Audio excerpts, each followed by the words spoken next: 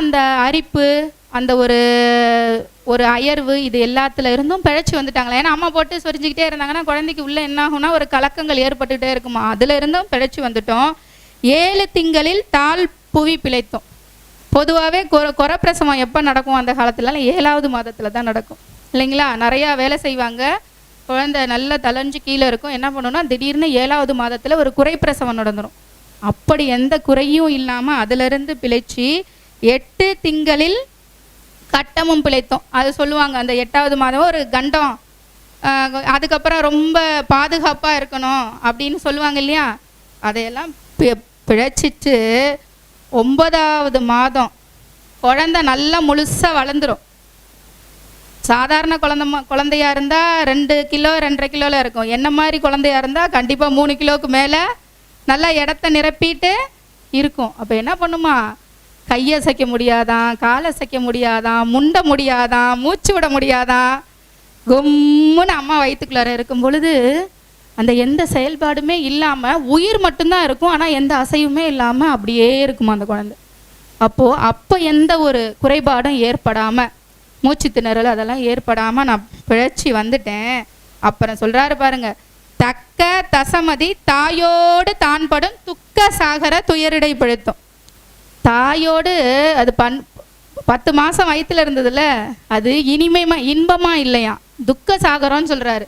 அதுவே பெரிய துக்கம்தான். தாய் வயிற்றுல வினையின் பொருட்டு நான் உருவாயிட்டனே அப்படின்னு சொல்லி அதெல்லாம் வேலை, நித்திரை, யாத்திரை, பசினிசி அனைத்துல இருந்தும் பிழைச்சி எதுக்கு தெரியுமா அந்த உயிர் வந்தது? எதற்காக வந்தது? இறைவன் திருவடியை பற்றுவதற்காக மட்டுமே வந்தது. எதற்கு வந்துச்சு? நல்லா வேலைக்கு போய் சம்பாரிச்சு பங்களா கட்டணும், கார் வாங்கணும், ஒரு 100 பவுன் நகை எடுக்கணும், பட்டு உடுத்திக்கணும்னு வந்துச்சானா அதற்காகலாம் வரலையாம். பிறவியினோட நோக்கமே இறைவன் திருவடியை சென்றடைவது தான் எப்பொழுதுமே. அது வயது குழந்தைங்களா இருந்தாலும் சரி, வயதானவங்களாக இருந்தாலும் சரி, தான் சொல்லுவாங்க ருத்ராட்சம் அணிஞ்சுக்கோங்கன்னு. என்ன சொல்லுவாங்க? ருத்ராட்சம் அணியறதுக்குலாம் என்ன வயசு இருக்குங்க? நாளைக்கு என்ன ஆகும் நமக்கே தெரியாது, அடுத்த நிமிஷம் என்ன நடக்கும்னு நமக்கே தெரியாது. ஆனால் என்ன சொல்லுவாங்க, ருத்ராட்சம் அணியறதுக்குலாம் என்ன வயசு இருக்குங்க? திருநீர் பூசினா என்ன சொல்லுவாங்க, என்னங்க ஔவையார் மாதிரி இப்பயே திருநீர் பூசிட்டு இருக்கீங்க அப்படிலாம் சொல்கிறாங்கன்னா, அவங்களால உங்களுக்கு நடக்க வேண்டிய நல்வினை தடைபடுதுன்னு நினைங்க. அப்படிலாம் யாராவது சொல்கிறாங்க. வயசு பிள்ளைங்களை பார்த்து, இப்போ வயசு பிள்ளைங்களை பார்த்தா உத்து தேட வேண்டியதாக இருக்குது நெத்தியில் பொட்டை, அதுவும் கண்ணங்கரையர்னு ஒரு மயிலை அப்படி லைட்டாக ஒரு மச்சம் மாதிரி வைக்கிறாங்க. அதையெல்லாம் இருக்கக்கூடாது. இந்த இடத்தை மறைத்து எப்பொழுதுமே தூண்டி கொண்டே இருந்தால் தான் ஞானம் பெருகும். நமக்கு எப்படி ஞானம் பெருகும்? அந்த காலத்தில் வயசான பெரிய அம்மாக்கள்லாம் பார்த்தீங்கன்னா, வயசானவங்க இல்லை, வயசில் உள்ளவங்களும் என்ன பண்ணுவாங்கன்னா பெரிய பொட்டிட்டு இருப்பாங்க. ஒரு சாந்து வச்சு, சாந்தில் ஒரு குங்குமம் வச்சு அப்படி அந்த இடத்த சுற்றிக்கிட்டே இருப்பாங்க. அதையெல்லாம் நாம் மறந்தே போயாச்சு. அப்போது இப்படியான வாழ்க்கையில் பெருமான் திருவடியை நாம் சென்று அடையணும்னா ஒரு தேவாரம் இருக்குது. இன்பமும் பிறப்பும் இறப்பினோடு துன்பமும் உடனே வைத்த சோதியான் அன்பனே அரணே என்று அரற்றுவாருக்கு இன்பனாகும் எறும்பியூர் ஈசனே சொல்கிறாரு. இன்பத்தால் ஒரு பிறப்பு, அதோட என்ன வச்சிருக்காரா, துன்பத்தையும் தோழமையாகவே அனுப்பிச்சிருக்காரு. துன்பமும் உடனே வைத்த சோதியான். அப்படி இந்த துன்பத்தை நாம் நம்மளுடைய வினையை அனுபவிக்கும் போது தான் நாம் சாமியை என்ன பண்ணுவோம், நான் நல்ல காரு பங்களா ஏசியோடு இருக்கேன், வேணா அடிச்சு பிடிச்சிட்டு இந்த இடத்துக்கு ஓடி வர முடியுமா? பரவாயில்லைங்க, அவருக்கு என்னங்க வேறு வேலை, எங்கெங்கேயோ கொண்டு போய் மாநாடு போடுவார், நாங்கள் அங்கெல்லாம் போயிட்டு இருக்க முடியுமா? அந்த நிலை இல்லாமல் எப்போ சுவாமியை ரொம்ப ஈடுபாடாக கும்பிடுவோன்னா நம்மளுடைய வினை பயனை அனுபவிக்கும் பொழுது தான். சாமி என்ன சொல்கிறார், அந்த வினை பயனை அனுபவிக்கும் போது அன்பனே எனக்கு அரணே, அரண்னா என்ன, பாதுகாப்பு, என்னுடைய அரணே நீ தான் எனக்கு எல்லாமே, அதுதான் சொல்கிறாங்க. அன்பனே அரணேன்னு சொல்ல மாட்டாங்களாம், அரற்றுவாருக்கு சொல்லுவாங்களே, ஏன்டா அரட்டிக்கிட்டே இருக்கேன், எப்போ பார்த்தாலும் புலம்பிக்கிட்டே இருக்கேன். அப்போ சுவாமி திருநாமத்தை சொல்லி அரணே என்னுடைய பாதுகாவலனே, சிவபெருமானே, நமச்சிவாயனே, கருணாமூர்த்தியே, காலகாலா ஆளாளா அப்படின்னு நம்ம சொல்கிறாங்களே எல்லாரும் சடனாக சொல்லுவாங்க. அண்ணாமலையாரே அண்ணாமலையாரே அண்ணாமலையாரே, ஆரூரா ஆரூரா ஆரூரா, வீதி விடங்கா, இப்படி நிறைய பேர் சொல்லுவாங்க. அடியார்களை பார்த்தா சொல்லுவாங்க. உட்காரும் போது அண்ணாமலையாரேம்பாங்க, எந்திரிக்கும் போது அண்ணாமலையாரேம்பாங்க. அந்த காலத்துலலாம் குழந்தைங்களுக்கு நாமமே விஸ்வநாதன், சர்வேஸ்வரன், வேதகிரி இல்லையா, நாராயணன், மகாவிஷ்ணு இப்படிலாம் வச்சாங்க. இந்த காலத்தில் தசு புசுன்னு என்னமோ வச்சுட்டு அப்படியே விட்டுறாங்க.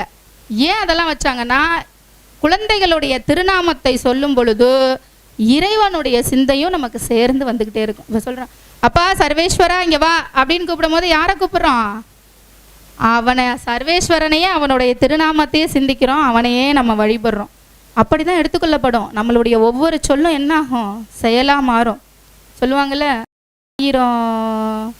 இந்த வாய்ச்சொல் ஒரு தலைமுட்டுன்னு சொல்லுவாங்க. நம்ம என்னத்தை சொல்லிக்கிட்டே இருக்கோமோ அது நமக்கு நடைபெறுமா. அப்போது நிறைய பேர் நம்பி ஆரூரர், சிவபாலன் இப்படிலாம் வச்சுப்பாங்க. முருகர் பேர் கந்தன், குகன், சண்முகன், ஆறுமுகம் எப்படியோ பேரை வச்சு கூப்பிட்டுட்டு இருந்தாங்க. ஆனால் இப்போ என்ன ஆயிடுச்சு, நம்மளுடைய வாழ்வியலை மறந்து மாறுபட்ட தன்மைகளில் வந்துட்டோம். அம்மாலாம் நிறையா சிரிக்கிறாங்க. எதற்காகனா, இது போன்ற இடங்களில் நாம் வரது சைவத்தையும் சிவத்தையும் சிந்திக்கிறதுக்காக, இந்த மாதிரி அருளாளர்களுடைய ஆசீர்வாதத்தை வாங்கிறதுக்காக. இப்போ இந்த இத்தனை சித்தர்கள் அமைப்பில் இருந்து வந்த ஐயாக்கள் இவங்களெல்லாம் நாம் போய் தனித்தனியான இடத்துல தான் தரிசனம் பண்ணணும் இல்லைங்களா. இப்படி ஒரு மாநாட்டிற்கு வரும்போது என்ன பண்ணுவோம், ஒரே இடமா பார்த்து அவங்கள தரிசனம் பண்ண ஒரு ஆசை. நாம் நினைக்கிறோம் மாநாடுனா பெரிய ஒரு மண்டபத்தில் தோரணமெல்லாம் கட்டி வாத்தியம்லாம் வாசித்து அறுசுவை உணவு போட்டு அப்படியும் மாநாடு நடத்துவாங்க.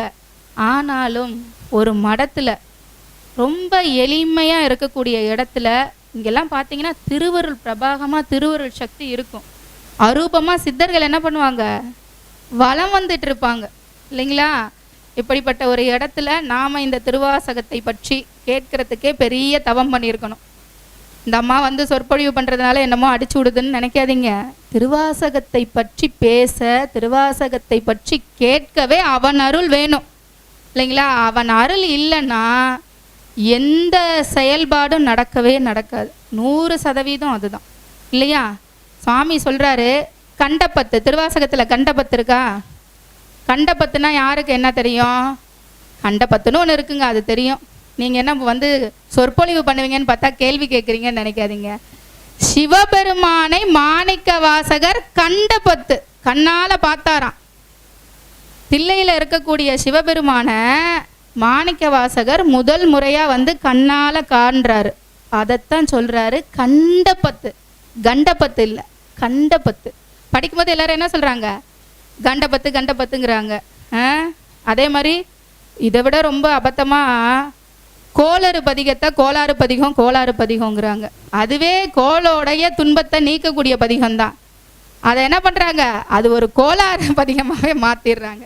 அப்போது நமக்கு இன்னும் அறியாமை தான், வேற ஒன்றும் இல்லை. யாராவது வேணும்னுமே தெரிஞ்சே தவறு சொல்லுவாங்களா? சொல்ல மாட்டாங்க. எல்லாம் அறியாமையால் சில நேரங்களில் புரிஞ்சிக்கக்கூடிய திறன் இல்லாததுனால அப்படி இருக்காங்க. ஆனாலும் இந்த மாதிரி சைவம் சார்ந்த விழாக்கள், மாநாடுகள், ஒரு வழிபாடு நடக்கிற இடம் போகணும். கிளம்பி போகும்போது சொல்லுவாங்க, ஏண்டா நேற்று தான் கோயிலுக்கு போனேன், உனக்கு வேறு வேலையே இல்லையா, பண்டார மாதிரி இன்றைக்கும் கோயிலுக்கு போகிற? கேட்பாங்க தானே. வயசானவங்களையும் கேட்பாங்க. வயசானவங்கள இதுக்கு வேறு வேலையே இல்லை, டெய்லி கோயிலுக்கு போதும்பாங்க. வயசு பிள்ளைங்கள கோயிலுக்கு போன்னு சொன்னால் அவங்க போக மாட்டுறாங்க. இப்போ என்ன செய்கிறது? ஏன்னா உலகம் என்ன ஆயிடுச்சு, மாயையில் சிக்கிருச்சு, வேற வழியே இல்லை. நம்ம உடம்புல இன்னொரு உறுப்பாகவே மாறி போச்சு, கையில் இருக்கிற அலைபேசி மாறிடுச்சு, வேற வழியே இல்லை. காலைல எந்திரிச்சோன்னே இந்த செல்ஃபோன் எங்கே இருக்குன்னு தான் எல்லாரும் தேடுவோம். பைக்குள்ளார செல்ஃபோன் இல்லைன்னா உயிரே போன மாதிரி பதச்சு ஓடிடுறோம் இல்லையா. இந்த ஒரு 15 ஆண்டுகளில் இந்த உலகம் மாயையால் ரொம்ப ஆட்கொள்ள ரொம்ப பீடிகை ஆயிடுச்சு. பீடிக்கப்பட்டுருச்சுன்னு வச்சுக்கோங்களேன். இதில் இருந்தெல்லாம் எப்படி நம்ம வெளியில் வரணும்னா, ஆன்மீகம் ஒன்று மட்டும்தான் நம்மளே கடை தேத்துற வழி, வேற வழியே இல்லை.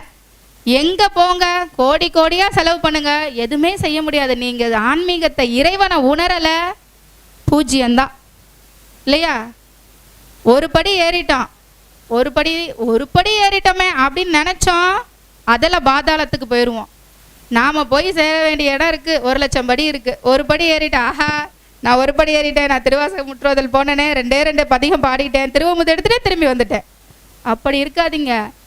ஒரு மாதத்தில் ஒரு நாள் ஒரு 5 மணி நேரம் உங்களால் திருவாசகத்துக்கு செலவு பண்ண முடியலன்னா இந்த பிறவியே பயனற்ற பிறவி.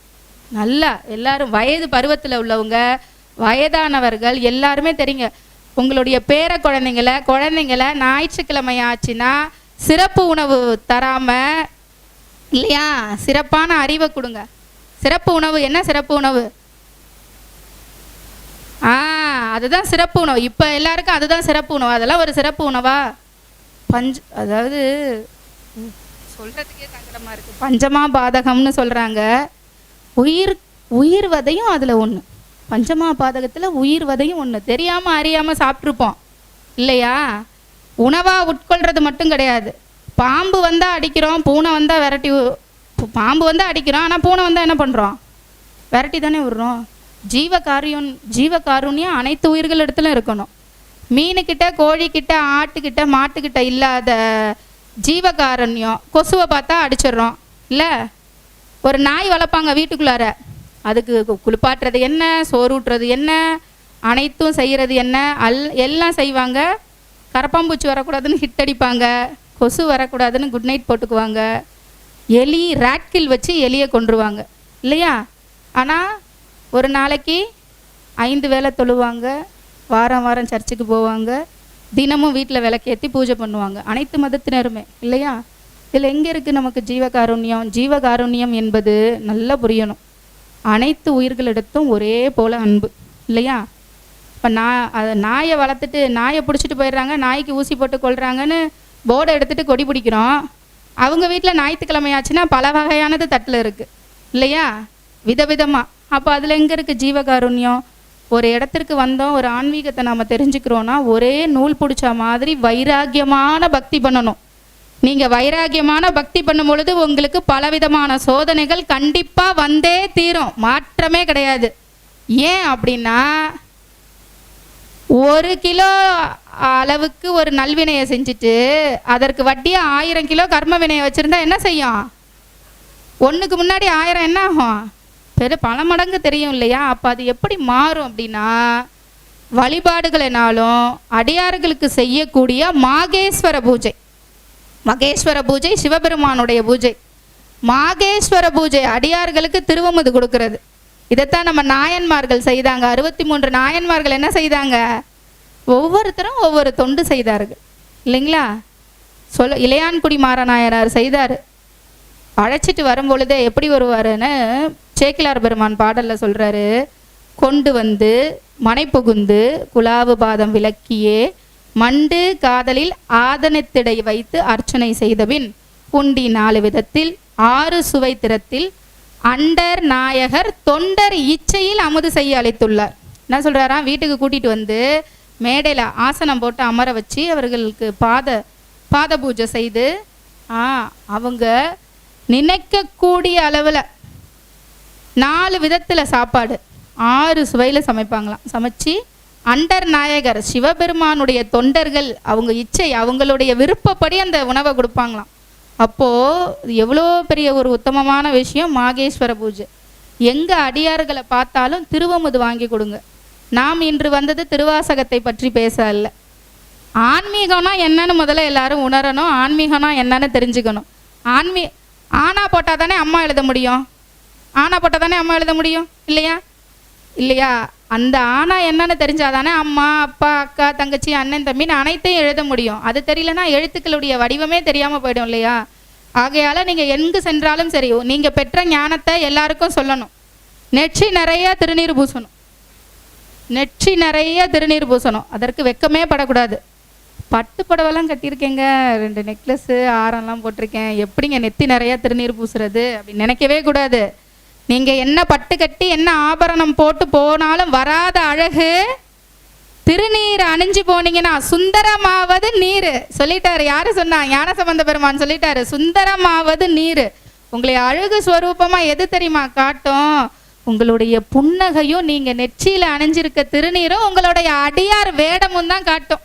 யாராவது ஒரு திருமணத்திற்கே வராங்க, அடியார் ஒரு திருமணத்துக்கு வராங்க, பட்டுப்படவெல்லாம் கட்டிட்டு ஜம்முன்னு வருவாங்க. அவங்கள பார்த்தா நம்ம சிவாய் நம்ம சொல்லுவோமா? என்னை பார்த்தா சிவாய் நம்ம சொல்லுவீங்களா? சொல்லுவீங்கல்ல? அப்போ நமக்கு மதிப்பைய மரியாதை எது ஏற்படுத்தி தருதுன்னா நாம பயணிக்கக்கூடிய ஆன்மீகம். அந்த ஆன்மீகத்தில் நாம் நூல் பிடிச்ச மாதிரி சரியான வழிகாட்டுதலோடு நாம் பயணம் பண்ணணும்.